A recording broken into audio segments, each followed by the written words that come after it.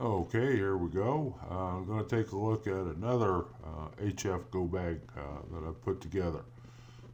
This one's based on my Kenwood TS-480SAT, and to kind of show you what's involved with that, this is a radio that's designed to be portable or mobile, where it has the main radio body and a separate control head. And this cable connects the control head to the radio. And what that enables you to do is place the radio, say, under the seat of your car and or truck, and then you can put the control head with this little mounting bracket up on your dashboard. The microphone's connected through this long cable to the main unit here, and it comes with the fused power cables, some mounting brackets, and that's pretty much it. Nice little radio. It's no longer in production. You can get them on the used market, but they aren't particularly cheap because they are a pretty good radio and they have a pretty good following.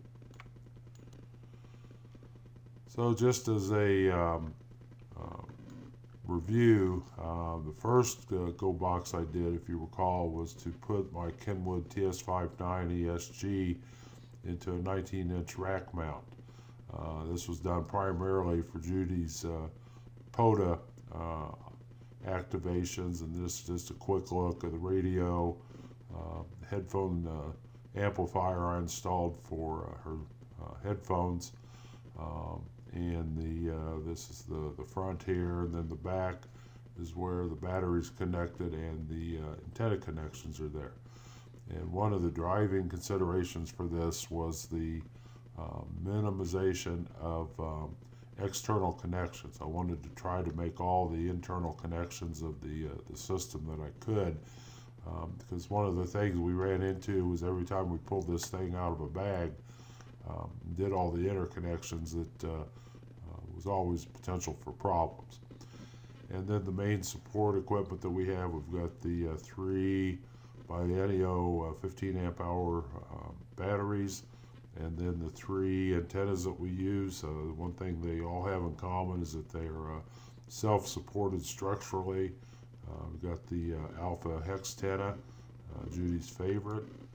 And over here's the buddy stick. This mounts on the car with a tri-mount mag mount. And then the Alpha FMJ 8010 that covers 10 to 80 meters as a vertical antenna.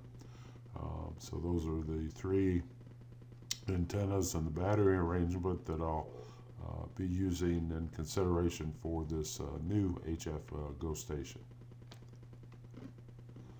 So, I always like to start with a problem definition, so I want to build an HF Go bag. And first thing I want to do is I want to be able to cover 80 to 10 meters. I want to be able to operate phone, CW digital, which would include the N-Beams package, which is FL Digi and the other suite of programs.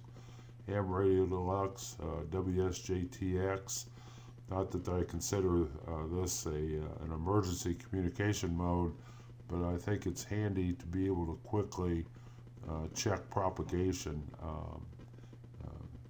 conditions with that particular mode of operation. WinLink for email, JS8 call, which is a keyboard-to-keyboard program that uses the weak signal processing of WSJTX. So that's a minimum I want to be able to do. The other thing is I want a 100-watt operation. I want to be able to cover North America and into Europe if necessary for emergency communications. And the reason I stick with 100 watts, I see a lot of people using QRP, but I think I've told you guys before, I'm not interested in QRP for the same reason. I don't carry a 22 caliber handgun. I think when it comes down to life and death situations, you need more power. And I'll be using the existing antennas, batteries, computer. I've used this computer for this radio with this radio for a while, so it's pretty well set up. And like I just reviewed, the hex 10 of the buddy stick and the alpha, FMJ 8010, 3 biennial 12 volt 15 amp hour batteries, the TS-480SAT, and an HP notebook running Windows 7 and all the software. And what I want to do is have a quick setup, so flat surface, say a small table. I envision this being deployed a couple of different ways. One would be for my vehicle. My Escalade has a nice big dash on it, and I've got plenty of room to set some sort of radio up there and operate with the buddy stick attached to the car. So I've got a self-contained unit. The other advantage of doing it inside my car is I also have a VHF, UHF radio. And then if I had that and my GMRS handheld, I'd be set to do just about anything. When I have minimal connections set up on a small table or dashboard, I want to keep the cost down without impacting the performance or the protection. If you look at what I think it's real important to understand what you're going to be doing, and essentially what I want to do here is just be able to transit this thing fairly safely in a vehicle. Say take it to wherever we want to go set up, or set up in the vehicle somewhere. And I'm not planning on doing any of those high altitude, low opening parachute jumps that the elite military does. So I don't need all the mil spec. I just need something reasonable. So first thing I did is I went to Google and Googled ham radio go bags. And you can't swing a dead cat without seeing something a little different. So I went through a lot of these pages, I went through a lot of videos, and everybody has a different way of doing things. And like this one here was kind of typical. They tend to have everything wrapped up and put inside of a small package, and then when you get to wherever you're deploying it, you pull all this stuff out and set it up. And I just kind of almost hear a boing when these things open up on some of these videos. I didn't have good luck with that approach, which is why I went with the minimal external connections on the POTA box. So I really didn't see anything. Nothing really tripped my trigger on any of these. They just had, there's a lot of neat ways to do it. You can spend a lot of money doing it. A lot of these guys like to be able to tote the radio bag on their belt. And I've got too much belly to tote too much of anything on my belt, so that really wasn't of value to you or to me. But then I had an idea. I have solved this problem before. Now, it was over half a century ago, but I had a similar problem where I had a bunch of electrical things that I wanted to be able to interconnect and demonstrate and operate away from the house. And that was grade school science fair projects. And I was into electrical stuff even back then, and always came up with a board, and then you'd screw all your parts on and wire everything up, and then you could carry the whole thing to school. And that's really kind of what I'm looking at here. So that's what I did. I took that route and came up with this as the solution. So what we have is I took the Kenwood base radio here, and I found these plastic pegboard sections on Amazon. They came 4 in a package. They're 10 inches by 10 inches, and I had a particular overall length I wanted to fit. So the way I did that is I just took 2 10-inch sections and overlapped them to get the overall length that I wanted, to get everything laid out nicely here. And then once I got that dimension set, then I took one of the third pegboards and cut it and attached it here to this section that was stepped where the overlap is. So I got a smooth surface here on the bottom and bolted all that together. You can see a bolt here. There's some bolts. I've just got these 3 pegboard pieces bolted together. And then I attached everything with tie wraps, as you can see. And I'm not looking for this to be, you know, permanent. If I want to modify something, the tie wraps make it easy to do. This is how it ended up, so that when I'm done, the only connections I have, when I pull this thing out of my bag, I hook up an antenna, hook up my power. Motion detected at the driveway. This hooks up to the computer, the USB port that handles all the computer to radio and signal link functions. This is the cable for the control head, so that I've got 1, 2 connections there, 2 connections there. I keep the radio. There's a little loop on this radio's microphone, and I just slide that over there, and that holds that microphone in place so it doesn't slide around while you're carrying it and moving it and those kind of things. So that's what it ended up looking like, and now I'll kind of go through some of the details. This is what it looks like after you make your 4 connections. The battery's back here. It's plugged in. This is where the antenna would come in. Here's the microphone. Here's the USB cable going to the computer.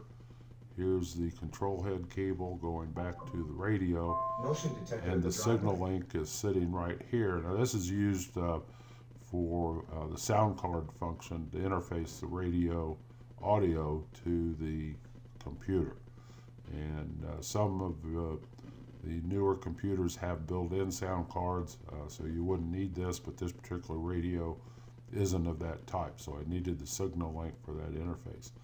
So in just a matter of a minute or so, you've got everything hooked up. Now looking at the back here, this is the front end of the radio where the connections are made. This connection is a cat type connection for the microphone. This is the connection for the control head. Now normally in this setup, this cable provided by Kenwood is a very long cable, because usually you're moving the control head some distance away from the radio, so they provide a long cable. This was a particular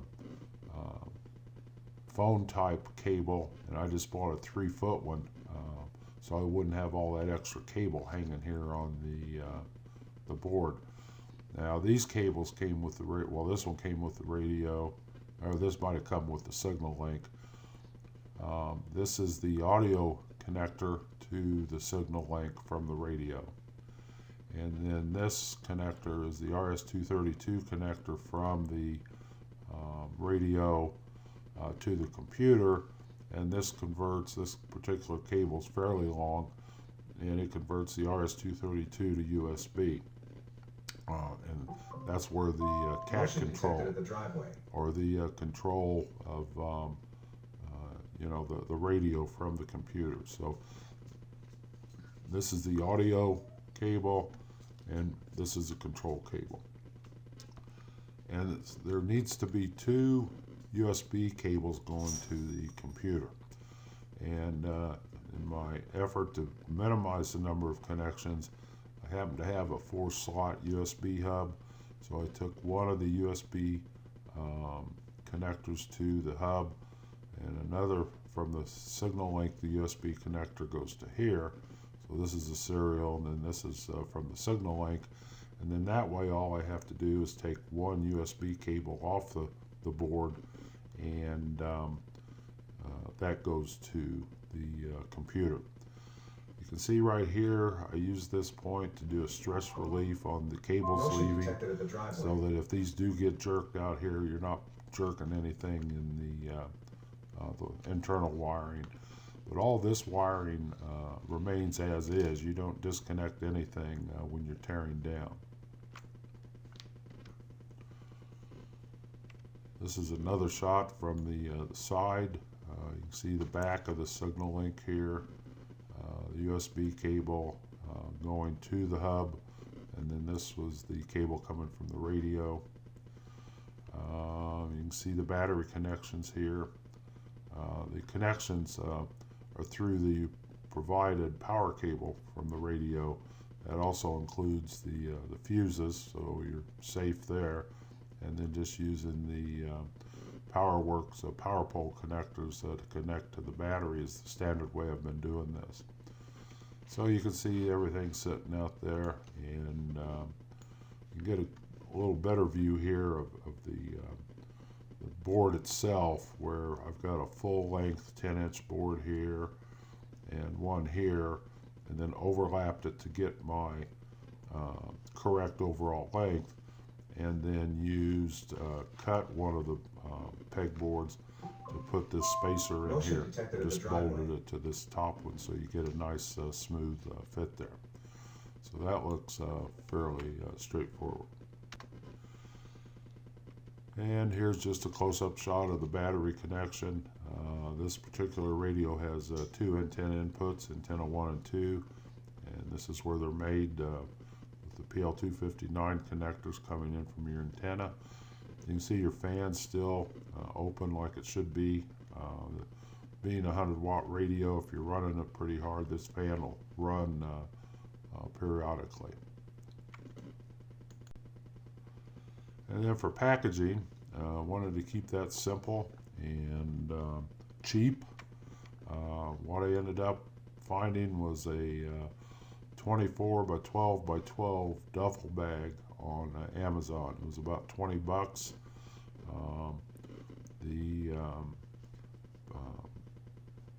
bag also came with a small, it was like a shaving kit bag, and what I was able to do is I bought some 1-inch 13-inch wide foam rubber and put 2 layers of that in the bottom of this bag, and that's what the board sits on. My Blink doorbell's going crazy on me here. So I've got 2 layers of foam rubber in the bottom here. I put foam rubber in this bag, and this holds the control head so that the foam rubber helps protect the control head. And then this is the mounting bracket for the control head. And then on the end, it's the 12 inches by 12 inches. And the whole thing with everything in it's 21 pounds, which is pretty reasonable. The 19-inch rack that we took a look at earlier weighs 50 pounds, and that doesn't include the computer. Motion detected at the front door bell. So we've got a zoom in here of a shot. This is the board with the radio laying in the bag on top of the foam rubber. Motion detected at the driveway. The control head, the computer this bag has the computer, the mouse, and the battery charger. And then there's also room for a ring binder to keep your emergency information in. So I think this has worked out pretty slick. Overall cost was 40 bucks, and after I once got the idea, it went pretty quickly. And that's about all I know. So motion detected at the front door bell. I'm going to go disconnect my front doorbell. And motion detected at the driveway. want to say 73, and we'll catch you next time.